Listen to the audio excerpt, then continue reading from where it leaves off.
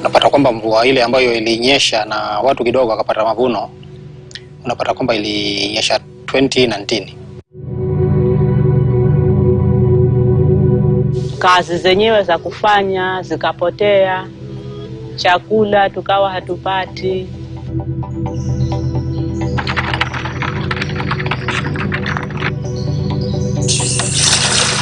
Nimemaliza kama wiki 3 hivi, ndio leo ninapata maji. Sasa mabwana unamwacha nyumbani, wewe unalala hapa kisimani. Siogi, wewe utakuwa huna hiyo pesa. Hiyo pesa kununua hayo maji. Hivi viazi ninavyopika, nikipata hizo nini pesa natumia kwa matumizi ya nyumbani, na hizo zitakazobaki ndo nanunulia nini hizo sanitary towel. Baba ndo alikuanga shida, alikuwa analewa kila wakati. So akikuja nyumbani lazima tatutandika. These one are challenges that are like triggering to girls start running away from their communities. The long-term effect is one, we are going to have a lot of young mothers, young parents who are not able to take care of their children. The drought that we face in the country today is one of the worst in the last 4 decades. In terms of population, we're talking about over 1 million people affected.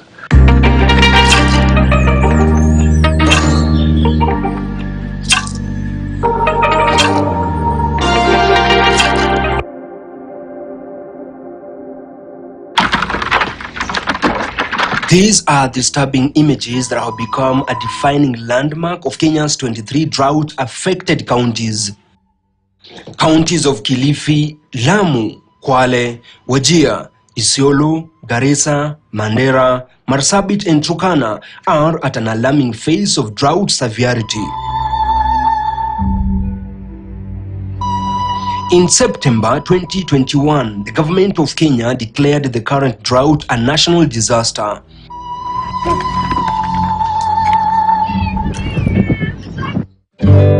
Kilifi County.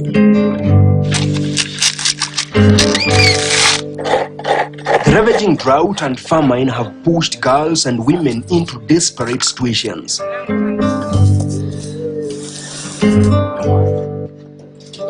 For Doreen, dropping out of school was the only remaining option as the family's income got disrupted by the worsening drought. Na babangu na mamangu akasema tukipata pesa utaenda shule. Sasa juu niliona nakaa sana, kabidi nirudi shule. Nilivorudi nikaambiwa wenzako washafanya mtihani na wameenda mbele. Wewe sasa unkuja kufanya nini? Nikasema mimi nimekuja kusoma tu hivyo hivyo. Nikaambiwa sasa wewe venye ukufanya mtihani ni repeat. Mimi nikasema siwezi repeat kwa sababu naona tayari hali ya nyumbani venye iko. Sasa nikisema na repeat, pesa mamangu na babangu watatoa wapi? Manake hawana kazi na hawana mtu wenye wametegemea kwa atawapatia pesa. Sasa walimu wakakataa, akasema ni lazima ni repeat hivyo hivyo. Sasa hiyo ndio ilinifanya nikasema hata afadhali tu nirudi nyumbani. Nilikuwa nimepanga nikafanye kazi, niangalie college yoyote nijifundishe. Lakini nilipofika kule town kazi nikapata kweli, lakini hata kabla sijamaliza mwezi bosi akasema naenda zangu wapi kwetu, nikirudi nitakupigia simu uje uendelee na kazi. Kwa kazi ina gani? Kwa kazi ya nyumba. In some cases, families have stopped sending girls to school, prioritizing boys and keeping with the dwindling income. Grace Mwashuma is the only girl in her family to get to secondary school, but her dream is dwindling as days go by. Na wale wasichana wenzangu ambao ni wakubwa zangu, mmoja alifika class 1 akaacha, akaolewa. Then mwingine alifanya class 8 akaolewa. Mwingine hivyo hivyo pia. Katika hao wasichana 4, mimi ndo wa 5. Mimi peke yangu ndo nilifika high school. Lakini hao hawakufika.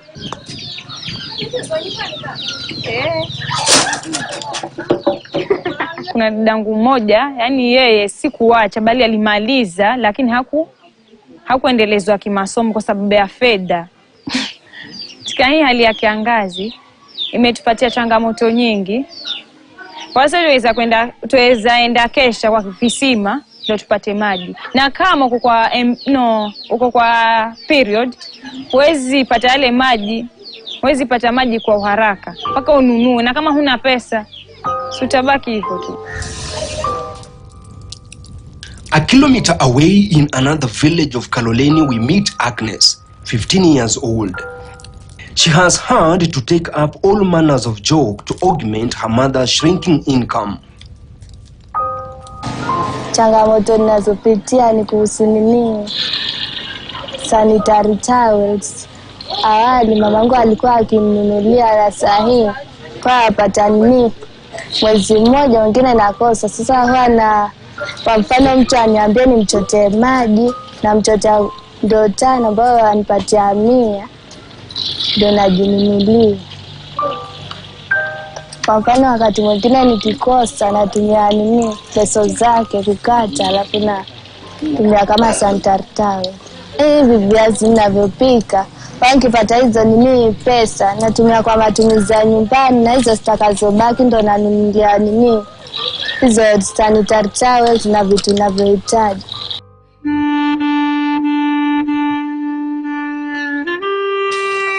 Water scarcity has compromised hygiene, especially for girls and women, as the little water available is prioritized for drinking and cooking. The distance to water sources and the cost of water has increased the girls' vulnerability to sexual and gender-based violence. Claudia Chinyamvu, 17, is from a community in Kaloleni, Kilifi County that suffers from food shortage due to drought. Amid hunger pangs, she gets up at 4 a.m. to fetch water before walking for 3 kilometers to school every day. Nasoma Mandani Secondary School. Niko form 4 nikisubiri mtihani wangu next week. Kama mimi leo tayari nimeenda huko kwa kisima kutafuta maji na sikupata, nimerudi hivyo. Pia hiyo imechangia sababu sasa hata ninasikia nimechoka. Sasa kusoma, kama nimechoka na kusoma siwezi endelea, ninalala. Kuna rafiki zangu wengine wenye tulikuwa tunasoma nao, kwa mfano yuko kwa hedhi na mzazi wake hawezi afford kumnunulia hizo sanitary towels, ambaye sasa mvulana atakununulia, lakini sasa si mzazi wako, inabidi pia anataka kulipwa. Hiyo ikachangia pia wengine wakapata ujauzito waka drop out.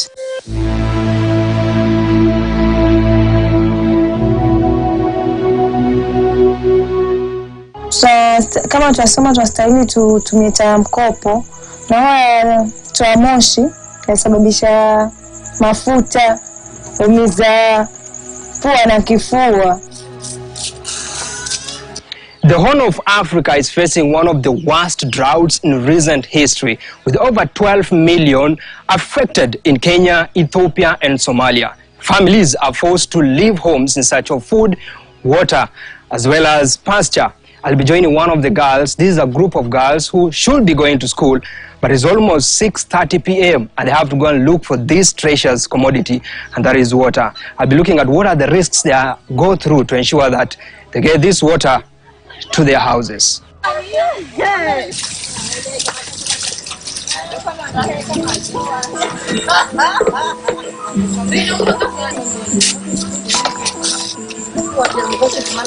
The impact of climate change is being felt everywhere, and in Mandani village, things are thick here. As you can see, we are at one of the water springs of fresh water in this village. This spring serves several homesteads and families, and our young girls and mothers are camping here to have their jerrycans filled. It's a desperate situation, as you can see, and to the look of things, they might spend a night here waiting for the jerrycans to be filled.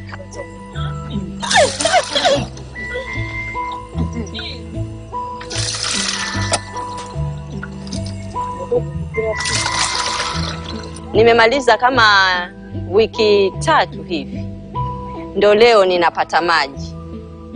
Tuko na ratiba, kila mmoja anajua siku yake. Hivi tuko hapa kama watu 4. Kifika asubuhi tunapisha wenzetu. Wasichana wetu wanapata shida Hata wengine ukimtuma mtoto yaweza kuja shikwa kabari hapo njiani, na hata watoto wengine wanapata ujauzito kwa sababu yeye umemtuma maji. Mango yako pale, kuna vijana wanakesha, wakitoka pale pengine waweza kuja wakashikana humo njiani. Haya, mara unapata tayari mjukuu. It has been 3 hours of waiting, but finally we managed to convince the mamas who arrived here early to allow the Form 4 students to fetch water so that at least they can get back home and study. But unfortunately, we only allowed to have 1 jerrycan of water. And that means we are going to leave here some of our girls to spend a night here till tomorrow as they wait for their jerrycans to get filled. And so unfortunate, and that's the desperate situation of students in this part of the world. Uko sawa? Next ni nani? Aya, so huyu analala hapa. Pole sana. Sasa tuendelee kukusaidia. Itabidi tuonane kesho.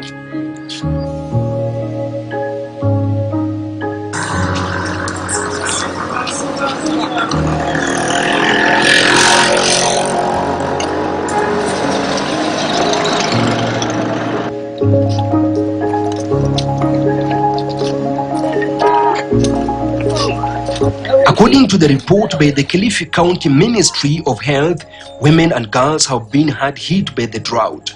The result shows an increase in teenage pregnancies, stillbirths, gender-based violence, and malnutrition cases.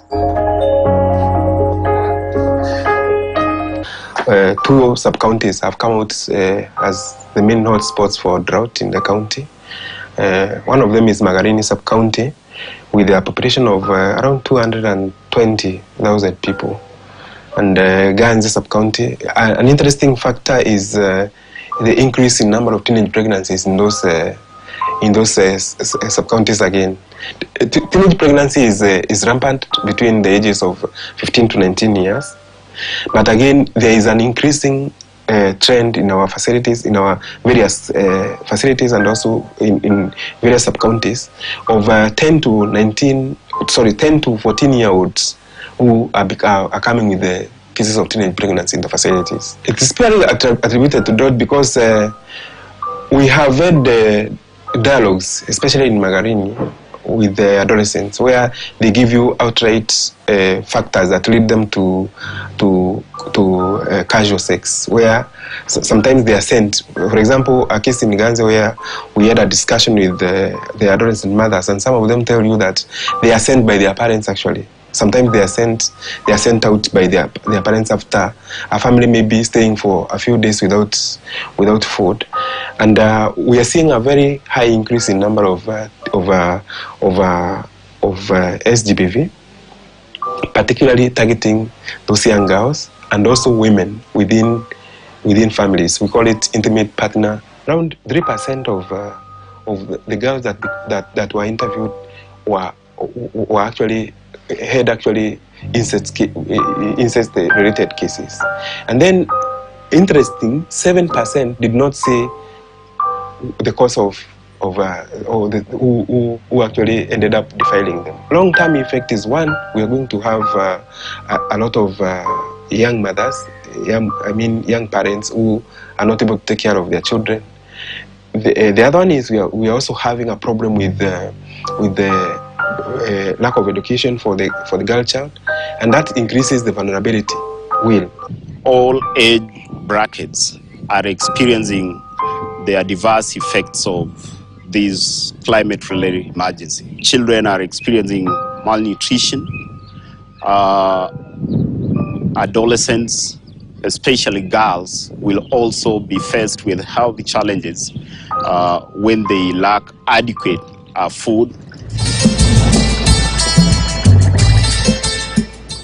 We journey to the north.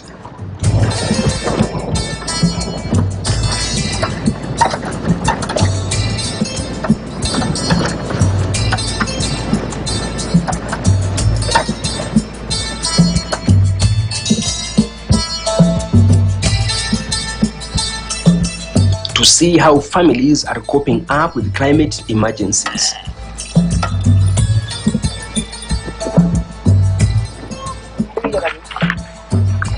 The northern part of Kenya remains unforgiving to the living souls. That is over 250,000 people in Marsabit currently are in their need of food assistance, and the most affected sub-counties are like Samis, then followed by North Hor, then Saku and Moyale. And of course, if you go to Samburu, we have over 160,000 people who are in need of food assistance. This is the only water point within 30 miles radius in Garemara, Isiolo County. According to the Kenya Red Cross report, over 100,000 households in Isiolo County are straining to survive. There are no food currently at this particular household level, and the livestock have also moved to far-flung areas, and these are areas that probably they're trying to look for pasture and even water. So you find women and children are left at home, and when they're left at home, you find that in terms of accessing food becomes a big issue. And there have been cases of FGPV. Of course, you find that during this hard time, people want to marry off their younger girls at a very early stage. And of course, there's also issues to do with FGMs. Because of the livelihood situation, the desperation at the household level, this kind of drought, this kind of climate change-related emergency will delay access to reproductive health services. We normally talk of 3 delays. The first delay being the decision to seek health care support, especially for pregnant women. And this is getting worse because priorities at the household have shifted to focus on matters like water, like food. The women are struggling with far much more demanding gender roles. So they are likely to delay making that decision to access antenatal services, and that puts them at risk of maternal health challenges. Devastating conditions have exposed girls and women to gender-based violence in counties like Isiolo, Samburu, Turkana, Wajir and Garissa. In some communities, cases of child marriage have reportedly spiked, with families marrying off young girls to lessen demand on their resources and potentially get money that they can use on food and other necessities. So kuna wakubwa wangu cousins waliingia ukasha kiketwa, na ukisha kiketwa lazima uoze, kulikuwa unasoma unaacha kusoma. So nikajua next ni mimi. So hiyo siku mimi nikatoroka town. With minimal resources available, it is survival for the fittest. Domestic violence and abuse have also pushed families to the brink of breakup. For Alice, her number one protector, her father turned into her aggressor. He defiled her. Kila wakati ilikuwa vita kwa nyumba, so sometimes hata anawafukuza na niacha peke yangu kwa nyumba. Anajaribu kunirape. So ikakuwa ni shida kila wakati anawafukuza wengine ananiacha. Ndio siku moja aka succeed kwa Kenya alikuwa anahitaji kwangu. So mimi nikaona akanitishia sana nisembe mjua hata nikimwambia ataniua. Nikaambia mamangu, ndio mama aliona haina maana nikae nyumbani hapo, nikitukae huko ndio tulitorokea huko Isiolo.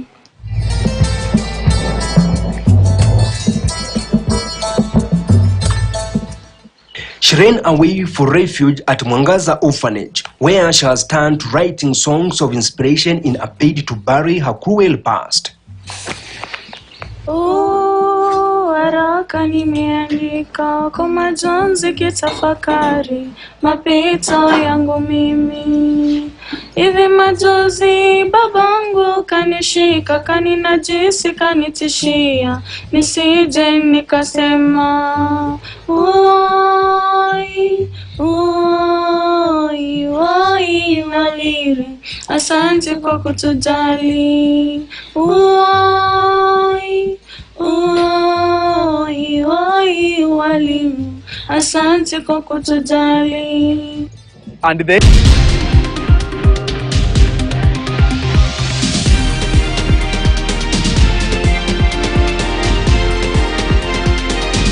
KTN News. Get the whole story.